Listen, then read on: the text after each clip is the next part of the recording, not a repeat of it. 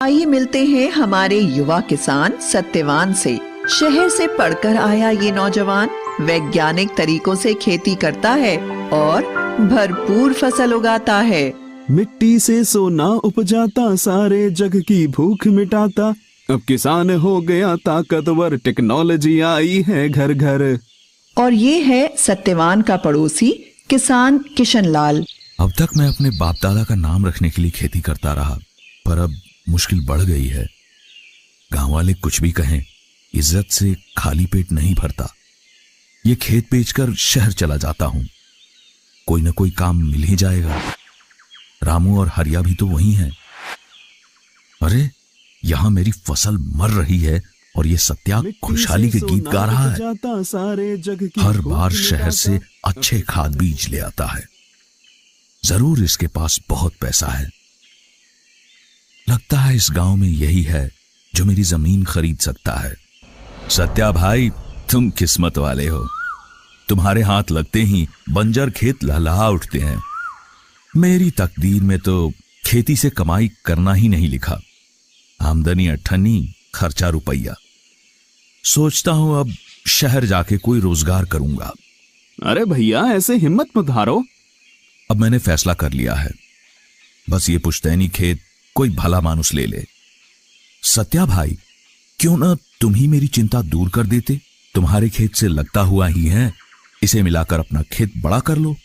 सत्यवान ने कुछ सोचकर किशन लाल की 3 एकड़ जमीन 5 लाख रुपए में खरीद ली और किशन लाल ने शहर का रुख किया।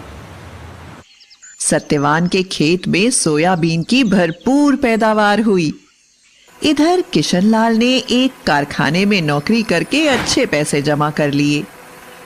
जब वह गांव वापस आया तो देखता है कि उसके खेत का तो काया पलट हो गया। अरे ये तो चमत्कार हो गया। मेरी बंजर जमीन पे इतनी उपज कैसे? किशन लाल ने खेत बेच तो दिया था, पर उससे मोह नहीं छूटा था।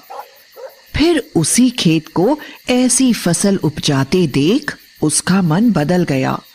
फिर रात भर सोचता रहा कि कैसे भी हो सत्यवान से अपना खेत वापस लेगा और जम के खेती करेगा।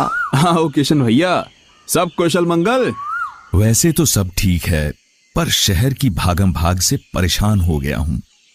सोचता हूं गांव ही में रहकर खेती करूं, वह भी तुम्हारे तरीकों से। ठीक सोचते हो भैया, अपनी जमीन से जुड़ के रहने की बात ही कुछ और है। मैं भी इसलिए शहर से लौट आया। सत्या भाई, मैं अपना खेत वापस लेना चाहता हूं, क्या कहते हो? भैया बुरा मत मानना, पर मैं इसे बेचना नहीं चाहता। इस खेत पे बहुत मेहनत की है मैंने और खर्च भी लगाया है। वो तो दिख ही रहा है। तुमने 5 लाख में लिया था, मुझसे 7 लाख ले लो। भैया आप जिद ही करते हो तो आज इसकी कीमत कम से कम 10 लाख होगी। तुमसे ऐसी उम्मीद नहीं थी सत्या। मेरा ही खेत मुझे दुगने दाम पर बेचना चाहते हो? वो भी सिर्फ आपके लिए, वरना मैं तो बेचना ही नहीं चाहता। यह तो सरासर बेईमानी है। मैं ये मामला पंचायत में ले जाऊंगा। जैसा आप ठीक समझो भैया।